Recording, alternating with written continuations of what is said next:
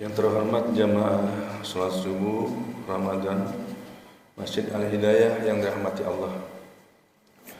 Puji syukur alhamdulillah tak henti-hentinya selalu kita panjatkan kehadirat Allah Subhanahu wa taala yang telah memberikan rahmat, taufik serta hidayah kepada kita semua, sehingga dengan seluruh nikmat-nikmatnya dan rahmatnya, terutama nikmat iman Islam, nikmat sehat dan panjang umur, sehingga kita sampai hari ini akhir dari Ramadan masih diberi kesempatan Allah Subhanahu wa taala kumpul bersama, hadir bersama di majelis yang mulia ini, Masjid Al-Hidayah, dalam rangka melaksanakan sholat subuh berjamaah. Mudah-mudahan seluruh aktivitas kita hari ini, seluruh amal ibadah kita hari ini selama bulan suci Ramadan 1445 Hijriah mendapat nilai jauh lebih baik daripada Ramadan terdahulu. Salawat serta salam juga selalu kita tujukan kepada baginda Rasul Nabi besar Muhammad sallallahu alaihi wasallam beserta keluarga, sahabat dan tentunya kepada para pengikutnya yang taat melaksanakan ajarannya hingga akhir zaman. Hadirin jamaah salat subuh yang dirahmati Allah, sebelum membacakan atau Fatihah, ada amplop di sini. Marilah terlebih dahulu kita membacakan suratul Fatihah. Kita utamakan untuk keluarga kita, almarhum, almarhumah, orang tua kita, keluarga kita, guru kita yang telah mendahului kita. Terutama kita doakan juga kepada almarhum daripada Masjid Al-Hidayah, terutama guru kita Dr. almarhum Haji Mahfud Makmun, dan juga almarhum guru kita, imam kita Bapak Haji Audin, keluarga besar almarhumah Bapak Haji Ali Sarbi, keluarga besar almarhumah Bapak Haji Hamdani. Semoga dekat daripada pembacaan suratul Fatihah diterima seluruh amal ibadahnya dan dijadikan kuburnya taman di antara taman-taman di dalam surga. Bi barakatil Fatihah wa bi syafatil Fatihah wa bi mu'jizatil Fatihah wa bi karamatil Fatihah ila hadratin Nabi Muhammad sallallahu alaihi wasallam. Al-Fatihah. A'udzubillahi minasyaitonir rajim. Bismillahirrahmanirrahim. Alhamdulillahirabbil alamin arrahmanir rahim maliki yaumiddin. Iyyaka na'budu wa iyyaka nasta'in ihdinas siratal mustaqim siratal ladzina an'amta 'alaihim ghairil maghdubi 'alaihim waladdallin. Selanjutnya di sini ada beberapa amplop. Yang pertama dari hamba Allah untuk Masjid Al-Hidayah, bahkan suratul Fatihah untuk almarhum Bapak Haji Suhandi bin Asni, almarhum Bapak Ali bin Pulan, almarhumah Ibu Haja Suhada binti Ali, almarhum Bapak Dani binti Pulan, dan almarhumah Ibu Arti binti Pulan. Kemudian yang berikutnya juga baca surat Fatihah almarhumah untuk Ibu Juriyah binti Harun, almarhum Bapak Kuswar Jono bin Pulan. Mudah-mudahan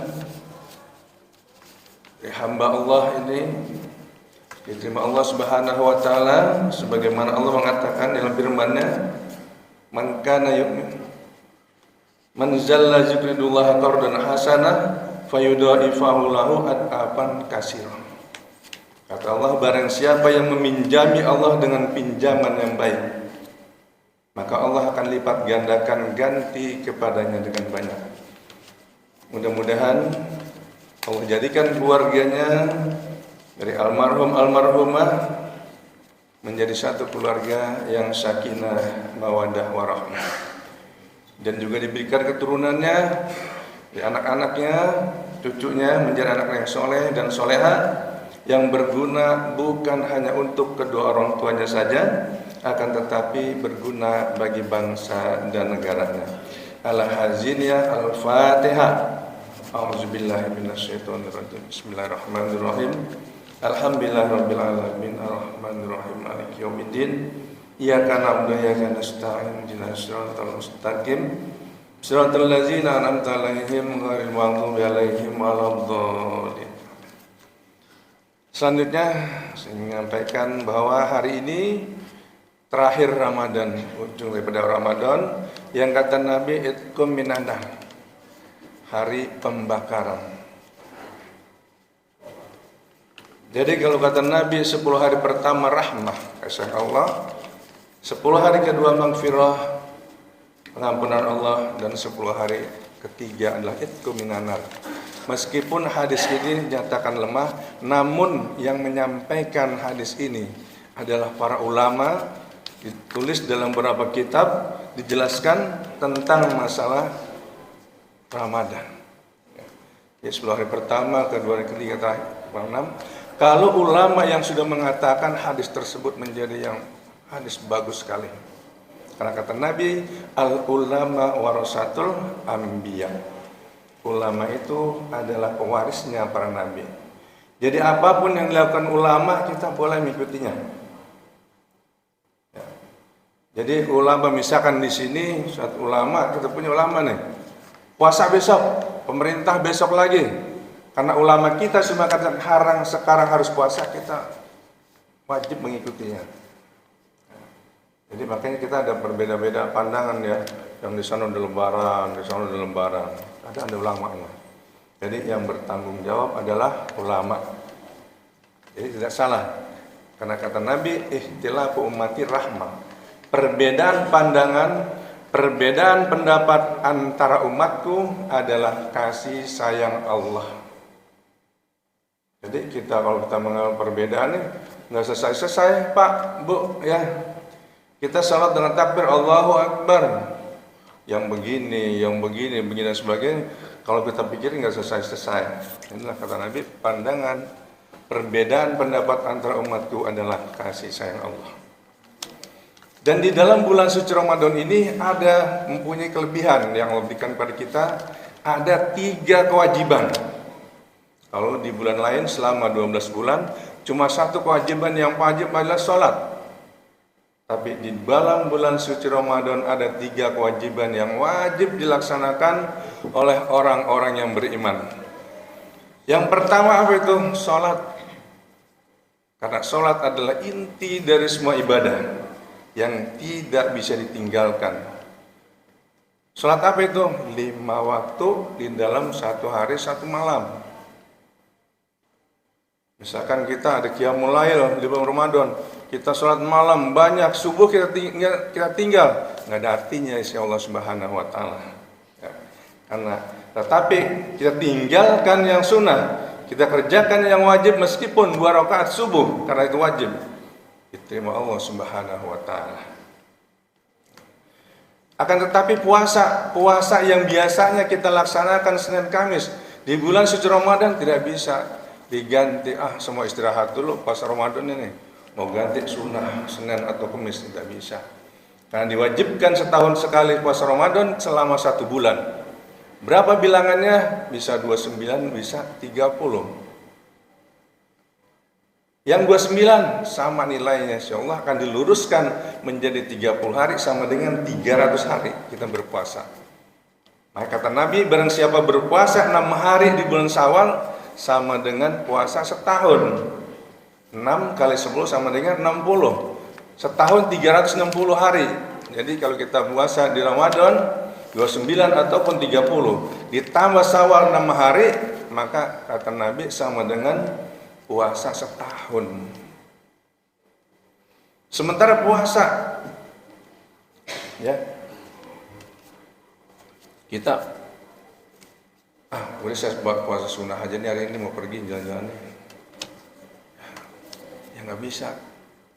Apapun alasannya, untuk puasa Ramadan tidak bisa diganti. Yang ketiga apa? Ditutup dengan zakat fitrah. Sama. Kita infak boleh, sedekah boleh sebanyak-banyaknya. Tapi untuk kita tidak bayar fitrah, nggak bisa. Ya, meskipun satu kali dalam satu tahun sebagai penutup daripada Ramadan adalah zakat fitrah, sebanyak-banyak yang kita keluarkan di bulan Ramadan. Tapi kalau tidak bayar fitrah, tidak ada artinya di sisi Allah Subhanahu wa taala. Apa kata Allah dalam firman-Nya? Wa qadimna ila ma amilu min amalin. Kami hadapi semua amalan mereka yang mereka kerjakan min amalin, kemudian dari amalan-amalan tersebut kami jadikan fajalnahu haba'an mansura, bagaikan debu-debu yang berterbangan. Karena zakat fitrah ini merupakan satu amalan yang sangat dianjurkan. Kenapa? Karena di hari itu, di hari raya esok, banyak mungkin orang yang membutuhkan. Dari fakir miskin, ada juga orang yang tidak punya apa-apa, yang tidak meminta kepada Allah, yang minta pada manusia, dan sebagainya dan sebagainya. Maka dari infak, dari zakat fitrah tersebut bisa membantu orang-orang miskin yang tidak mempunyai apa-apa. Kemudian yang miskin misalkan tidak bisa membayar zakat fitrah, ketika dia mendapatkan fitrah banyak, dia pun wajib lagi untuk membayar zakat fitrah. Itu fungsi dari zakat fitrah. Dan di akhir Ramadan, di 1 Syawal, kita akan menyambut datangnya Hari Raya Idul Fitri, hari kemenangan bagi kaum muslimin, orang-orang beriman. Ada 3 doa. Nabi ada 3 doa yang diaminkan oleh Nabi, yang disampaikan malaikat Jibril. Apa doa Jibril? Kata malaikat Jibril, ya Rabb, jangan kamu terima puasa dan ibadahnya seorang anak yang durhaka kepada orang tuanya. Lalu Nabi mengatakan amin. Yang kedua, apa kata malaikat Jibril? Ya Rabb, jangan kamu terima puasa dan ibadahnya seorang istri yang durhaka terhadap suaminya. Nabi pun mengatakan amin. Dan yang ketiga, apa doa malaikat Jibril? Jibril, ya Rabb, jangan kau terima puasa dan ibadahnya orang yang tidak mau memberikan maaf kepada saudaranya. Ini 3 doa yang disampaikan malaikat Jibril ketika menyambut datangnya 1 Syawal atau Idul Fitri. Oleh karena itu, sambunglah tali silaturahim ketika kita mau mengadakan puasa Ramadan dan akhir Ramadan setelah Fitri, sambung silaturahim bukan hanya kepada yang hidup, akan tetapi boleh kita mengunjungi makam-makam orang tua kita, guru kita, saudara kita. Sangat dianjurkan oleh Rasul, karena kata Nabi, man zara ulama faka'annama zaroni wa man zaroni faqad dakhalal jannah. Barang siapa yang berziarah kepada orang alim atau yang berziarah kepada ulama, kata Nabi, maka seperti dia berziarah kepadaku. Dan barang siapa berziarah kepadaku, maka sungguhnya dia masuk surga. Dan hadis ini dikaji, ditaklim, Pak, Bu. Karena kita tidak punya taklim yang ini ya, artinya kalau guru bertanya ini ya, Pak Idris apa kitabnya di sini? Sebelah nggak ada kitabnya, Tad. Iya, jadi semua ustadz kalau sholat Jumat nanyain, di sini kitabnya apa, Pak Haji? Sebelah nggak ada kitabnya. Jadi hadis satu-satu nyusur aja bilang tuh nggak pernah dia. Iya. Jadi kata mereka ya harusnya Pak Haji harus ada kitabnya ya. Iya, sebelah ya entahlah sebelah ya. Cuma jawaban saya itu aja. Kemudian apa kata Nabi terakhir ini? Ada dua golongan manusia di hari kiamat nanti, Allah tidak mau melihat kedua golongan tersebut. Siapa mereka? Kata Nabi, yang pertama qati'ur rahim, orang yang suka memutuskan tali silaturahim. Dan yang kedua apa kata Nabi? Qati'ur rahim wajarusu, orang yang jelek di dalam hubungan bertetangga. Jadi yang pertama silaturahim itu tetangga, lingkungan saudara kita yang terdekat dengan rumah kita. Karena musuh yang terdekat yang paling banyak adalah di dalam rumah tangga kita dan lingkungan kita. Tidak mungkin musuh kita ini ada di sana Hikmatul Ilmi. Tidak mungkin musuh kita ada di Al-Huda. Tapi musuh kita di dalam masjid adalah di dalam masjid keluarga kita sendiri. Jadi banyak permasalahan di masjid-masjid, terutama masalah apa? Infak. Sering dibicarakan orang. Ustadz, mungkin Pak Idris juga sering sampai dibicarakan orang. Pak Idris, kalau saya cerita dengar ya, sampai mungkin Pak Idris paling jelek di masjid sini. Alhamdulillah. Itu. Ustadz menyampaikan, Pak Idris ini paling jelek. Alhamdulillah, karena memang Pak Idris jelek. Karena setiap manusia yang dicari adalah kejelekannya, bukan kebaikannya. Jadi ada yang pro sama kita, yang suka kita, oke. Yang tidak suka sama kita, oke. Begitu juga teman kita nih, kita seluruh teman kawan. Ketika kita tidak ada, mungkin saya nggak ada, mereka akan menceritakan tentang kekurangan saya. Ketika mungkin Pak Usai nggak ada, pasti kita menceritakan kekurangan tentang Pak Usai. Begitu seterusnya, makanya karena Nabi jangan seperti makan bangkai saudaranya sendiri. Begitulah di dalam kehidupan sehari-hari manusia, apalagi dengan tetangga. Maka kata Allah, ya ayyuhallazina amanu qu anfusakum wa ahlikum nar. Hai orang-orang beriman, jaga dirimu dan keluargamu dari api neraka. Jadi keluarga kita sendiri, istri kita, anak kita. Sebagaimana Nabi Nuh dengan anaknya Kan'an, ya. Nabi Lut dengan istrinya, dan banyak kisah-kisah terdahulu. Sekalipun orang tuanya seorang nabi, orang tuanya seorang ulama, tapi anaknya banyak, ya, jalannya tidak lurus.